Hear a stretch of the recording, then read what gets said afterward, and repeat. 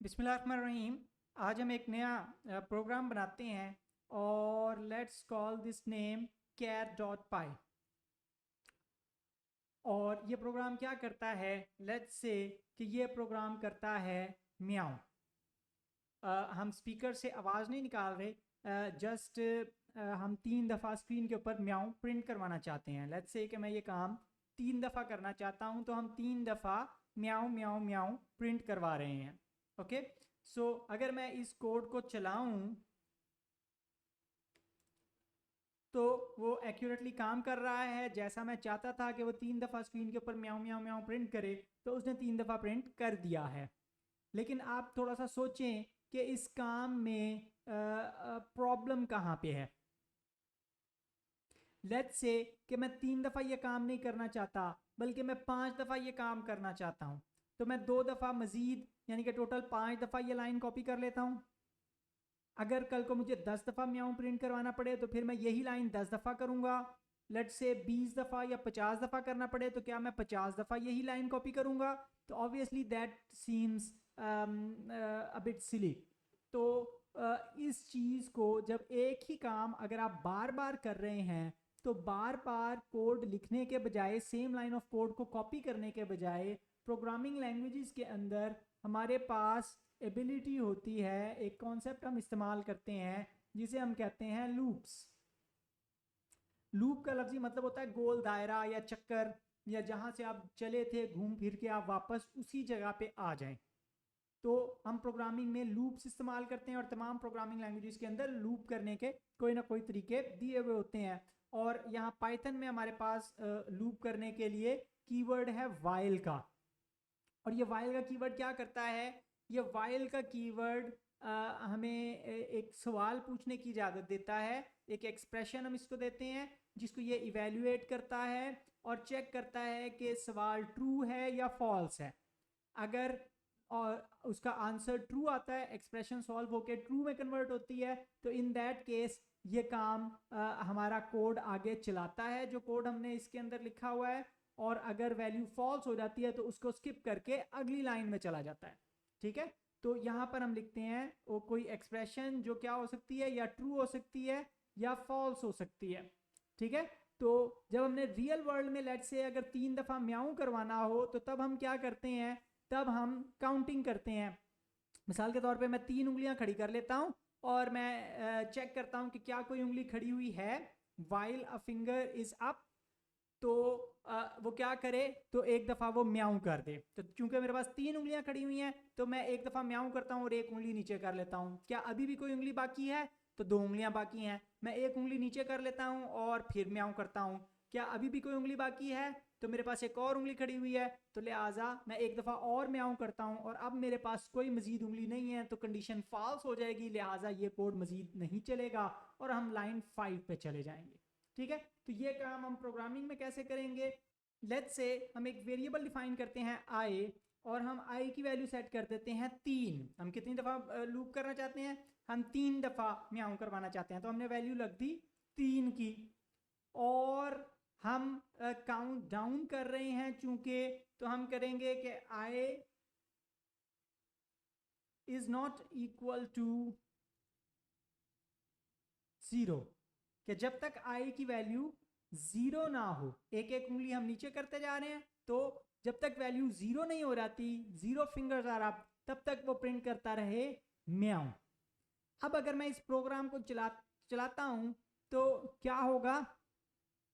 आई की वैल्यू हमने सेट की हुई है 3, और अब वो चेक करता है कि क्या आई की वैल्यू 0 के बराबर है। तो आई की वैल्यू 0 के बराबर नहीं है, चूंकि वैल्यू 3 है, तो वो प्रिंट करेगा म्याऊं। अब नेक्स्ट क्या होगा? ये घूम के वापस इस स्टेटमेंट पे चला जाएगा, और अब आई अभी भी 0 के बराबर नहीं है, क्योंकि आई की वैल्यू तो हमने पहले 3 की हुई थी और उसको हमने चेंज तो किया नहीं है, तो लिहाजा फिर प्रिंट होगा म्याऊं, और प्रिंट होगा म्याऊं, और म्याऊं म्याऊं म्याऊं प्रिंट होता रहेगा।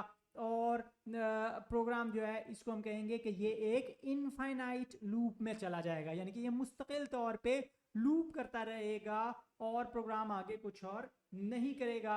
आप उसको कोई भी बटन प्रेस करेंगे या कुछ करेंगे तो वो आगे नहीं चलेगा।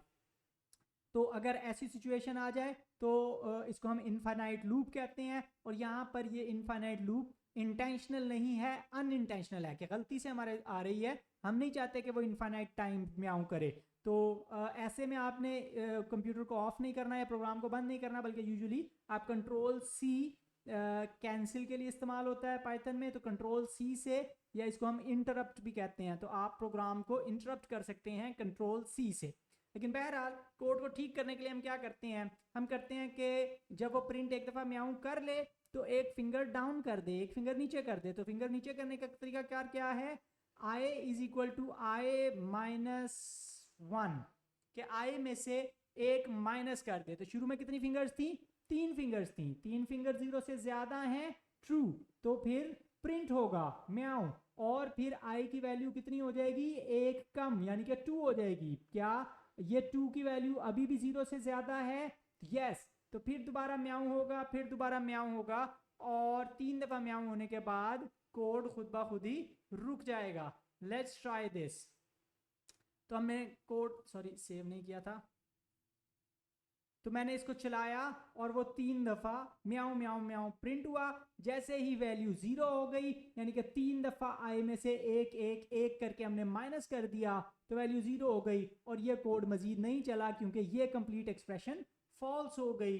लिहाजा वो कोड यहां पर आया लाइन 6 पर, और लाइन 6 पर एग्जिट हो गया।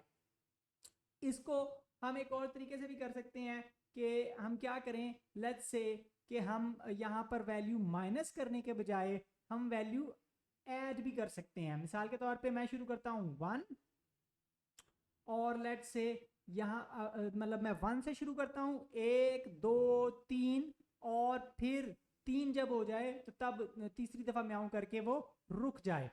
ठीक है, तो उसके लिए मैं क्या करूँगा, उसके लिए मैं करूँगा, अब मुझे ये वाली एक्सप्रेशन भी उस हिसाब से चेंज करनी पड़ेगी। तो एक्सप्रेशन क्या हो जाएगी, एक्सप्रेशन हो जाएगी, लेट्स से कि इसको हम कर देते हैं लेस देन और इक्वल टू 3, कि जब तक वैल्यू 3 के बराबर है या उससे छोटी है तब तक ये लूप चले। और ऐसी सूरत में मुझे इसको क्या चेंज करना पड़ेगा कि हमारे पास वैल्यू है 1, 1 छोटा है 3 से, तो म्याऊं होगा। वैल्यू को हमने क्या करना है, अब कम नहीं करना बल्कि वैल्यू को हमने ज्यादा करना है, तो +1 करना है। और अब दोबारा जाएगा इस लाइन के ऊपर, तो वैल्यू है अब हमारे पास 2, 2 छोटा है, लिहाजा फिर म्याऊं होगा। अब वैल्यू हो जाएगी 3, तो 3 इक्वल है, तो इक्वल पे भी ये कंडीशन ट्रू होगी, तो फिर म्याऊं होगा। लेकिन जब वैल्यू 4 हो जाएगी तो फिर इसको नहीं चलना चाहिए। तो लेट्स ट्राई अगेन।